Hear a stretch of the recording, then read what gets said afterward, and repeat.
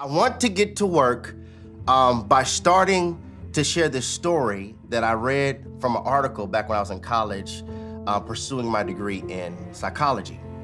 So there was this article and it stated that there was this father and a son that were going up a cliff with their donkey that they were going to sell in the market. So as they're going up this cliff, people on the sideline began to look at them and they made this comment. So why are y'all walking up the mountain? Donkeys are supposed to be rode. You're wasting your strength. And so the father was like, okay, that makes sense.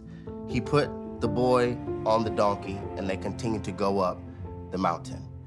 And a little further up the mountain, another group of people were observing them and they began to scold the boy and tell him, what type of son are you? You are dishonoring your father by allowing him to walk up the mountain when you are younger than him. He should be riding on the donkey and you should be walking. So the little boy said, you're right. He got off the donkey and the father got on the donkey. They continued to navigate up this mountain, and then another group of people, they began to scold the father. What type of father are you? You're walking up this hill and you're gonna have your little boy, your son, trying to lead this donkey while you ride? This is terrible fatherhood. And so the father said, you're right. And so both of them now are walking. They're walking up the hill with this donkey. And then another group of people saw them and said, why are y'all working that donkey so hard? Going up this cliff, look at his knees shaking. What type of owners are y'all? And they said, you're right. And so the father and the boy then attempt to carry the donkey up the hill. They begin to lose balance, fall over the cliff, and all three of them die. The moral of the story is, people's opinion will be the death of you if you listen. Everybody had a different perspective, and due to the father and due to the son listening to the opinions of people on the side, somebody put in the room on the side, they weren't the ones going up the hill. They aren't the ones on the field, they're on the bench. Due to them listening to the comments on the side, they kept on making adjustments and didn't even reach their destinations because they constantly were trying to appease people. We're gonna expose this trap on tonight for this Therapy Thursday session. I already feel this in my soul. We're gonna expose this trap that many of us walk into, and to be quite honest, even the enemy could use this. The enemy could use this trap by getting us to procrastinate. Procrastinate, because remember, I taught us this, procrastination is disobedience in slow motion. Ooh. Procrastination is disobedience in slow motion. When God tells you to do a thing, He's not telling you to do it in 2026. When God is informing for you to do a thing, He's not telling for you to do it in 2023 when you feel like you got the qualifications and you feel like you're clean enough and you feel like you're old enough or you feel like you're smart enough. No, the day you hear His voice, I need to calm down, I'm preaching. The day you hear His voice, harden not your heart. Procrastination is disobedience and slow motion. It's the assumption that we make that the opportunity will still be there on tomorrow. So this trap could either be A, get us to procrastinate, or the enemy could use this particular trap to keep us mentally exhausted. Somebody right now, we're only in the second month of 2024 and you already are mentally exhausted. Hear me. Because nothing can exhaust the brain like placing it on the treadmill of trying to solve people's problems that aren't yours. One more again, not one more time, one more again. Nothing can exhaust the brain like placing it on the treadmill of trying to solve problems that aren't yours. This is why you're so tired. It's not that you're not getting enough sleep. It's not that you need another vacation. It's not that your bed is uncomfortable. You're tired because you're trying to fight and solve problems that aren't yours. This is how we end up losing in areas we should be winning. Talk. This is how we end up losing in areas that we should be winning, because God will give you the supernatural grace. God will give you the supernatural strength to fight your battles, but He is not obligated to give you the supernatural grace and the supernatural strength to fight theirs. This is how we keep losing. We're fighting fights that don't matter for our purpose. We're fighting problems, trying to solve problems that you aren't graced to solve. So by the time you stand before your Goliath, by the time you stand before your Goliath, by the time you have to solve your problem, you're so exhausted from trying to solve problems that weren't even yours. This trap that the enemy has been using on you, and this trap that the enemy has been attempting to use on me, is the trap of people pleasing. People pleasing. It's the statement, I don't want people to think that. I don't want people to think that I'm arrogant. I don't want people to think I forgot about them. I don't want people to think that I'm trying to start my own ministry. I don't want people to think this. I don't want people to think that. It's the number one sentence of the people pleaser. I don't want them to think that. I don't want them to assume that. And this is the dichotomy about being a people pleaser. People pleasing pleases everybody except the pleaser and your maker. Because if everybody likes you, you probably don't. I'm coming out. People pleaser, the dichotomy of people pleasing is it pleases everybody but the pleaser and your maker. Oftentimes, here we go a little deeper. Oftentimes, what people pleasing really is a form of idolatry. You're worshiping at the altar of somebody else's approval. You're worshiping at the altar of somebody's acceptance. And I know God's like, man, I desire for you to accept my grace. I desire for you to accept my love. I desire for you to accept my forgiveness. I desire for you to accept the call that I placed on your life. I desire for you to accept the assignment. It could be a form of idolatry. I'm worshiping at the altar of what people think. And here's a question. I'm just being transparent. Here's a question that Jerry asked himself whenever the thought of, I don't want people to think that, or what if this isn't as good as, or what if they think this? The thought that I always ask myself to help regulate the warfare in my mind is a simple question. Has it ever nourished my soul to lessen my existence for their acceptance? Jerry, answer that question. Has it ever nourished your soul to lessen my existence for their acceptance? Let's go a little deeper. For those who say, man, I don't think God's speaking to me. I don't hear God's voice. Could it be, it's not that God is silent, but rather your ears are congested due to you trying to listen for the applause of men who don't even matter for your assignment. I'm listening for approval versus listening for God's confirmation. People pleasing, people pleasing, people pleasing.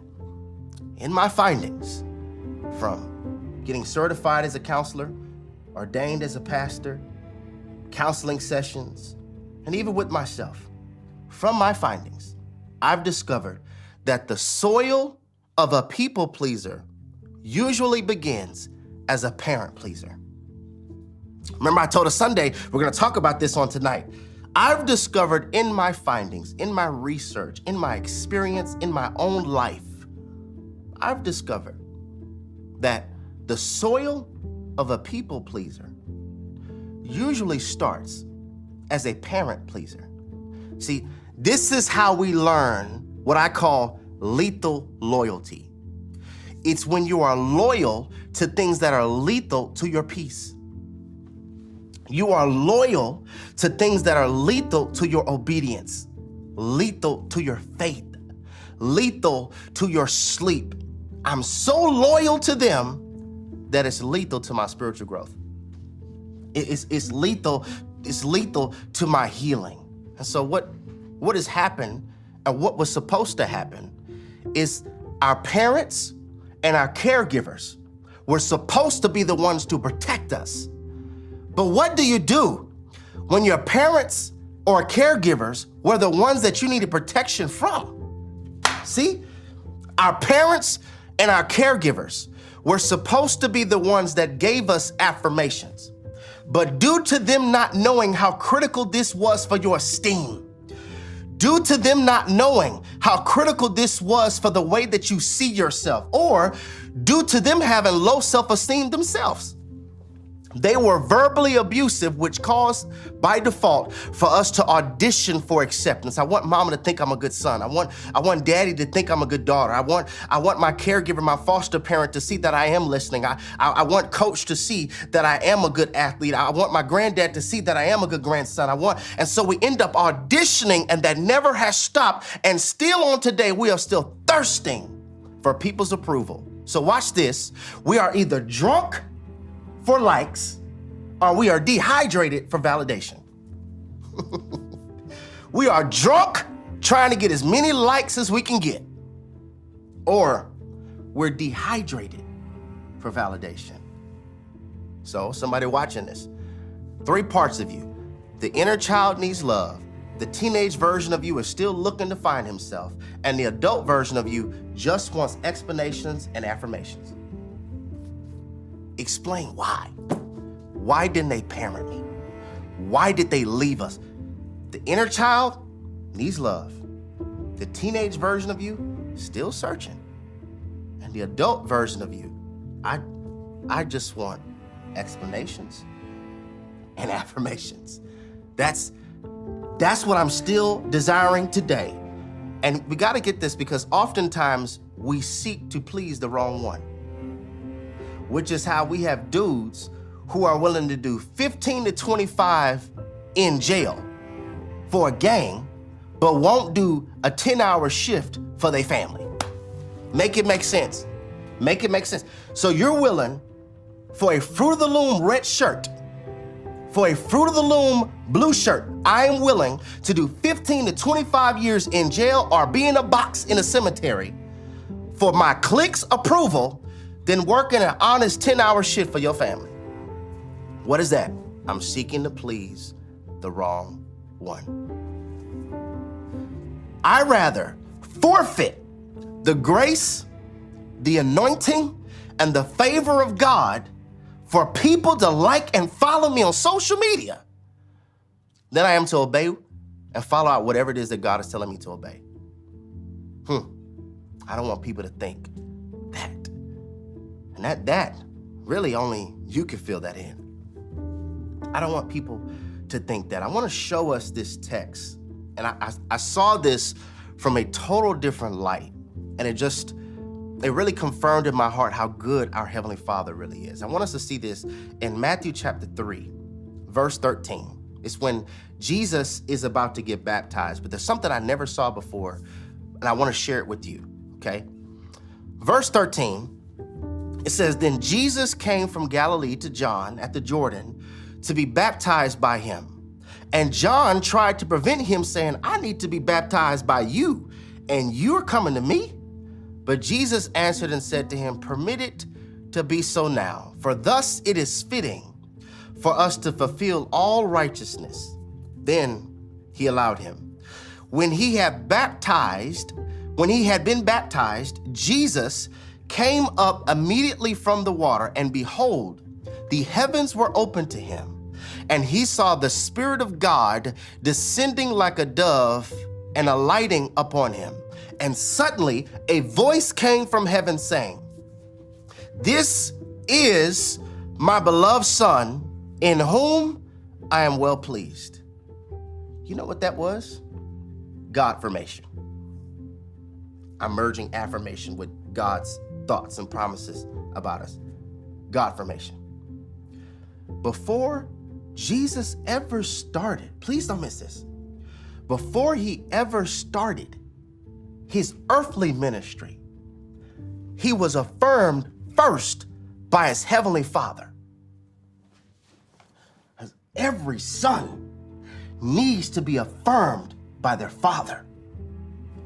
Every daughter needs to be affirmed by their father. I'm sorry if we didn't get it naturally, but our Father is a father to the fatherless. And I'm looking at the text. Before Jesus ever started, he got affirmed. Maybe, just maybe, it would be easier for you to overlook negative comments if you got affirmation before you started the ministry. Maybe, just maybe, it would be easier for you to ignore the hate if you got affirmed before you launched the book, before you started the podcast. It's the Godformation before the launching that we need, because watch this, it's easier when we are swimming in the waters of God's thoughts about us. You are less likely to drown in the shallow end of people's opinions of you. Did y'all hear what I just said? The more you swim in the waters of God's thoughts about you, you are less likely to drown in the shallow end of people's thoughts about you.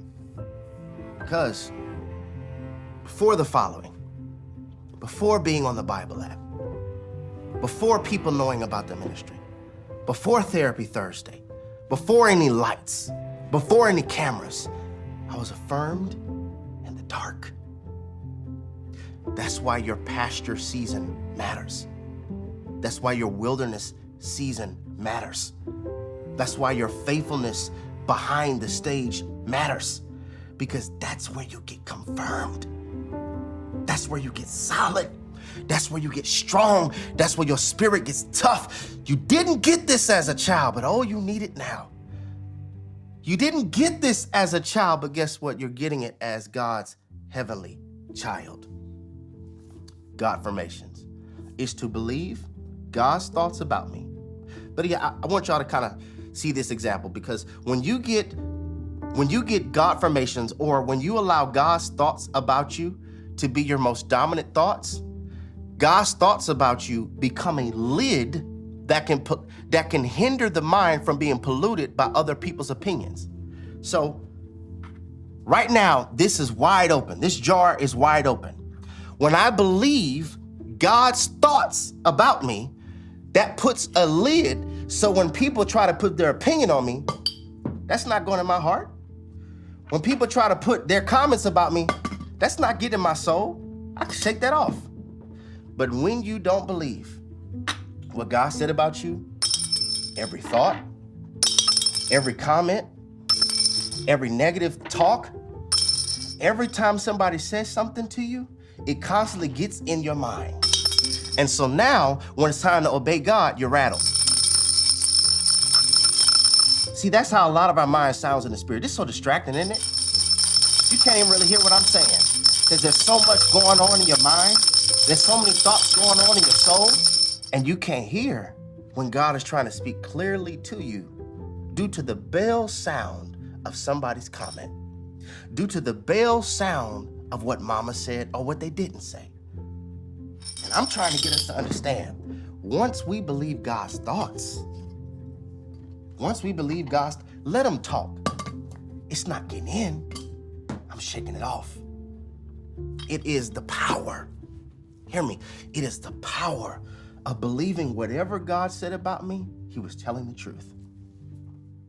Whatever he said about me, he was telling the truth. Enough with us calling the devil a liar, but then treating God like he is. Godformations is to believe what God said about me, he was actually telling the truth. Because hear me, family, the tuition of people pleasing is to bankrupt your joy. That's what you're gonna pay with, your joy. You know what you're gonna pay with? Your peace.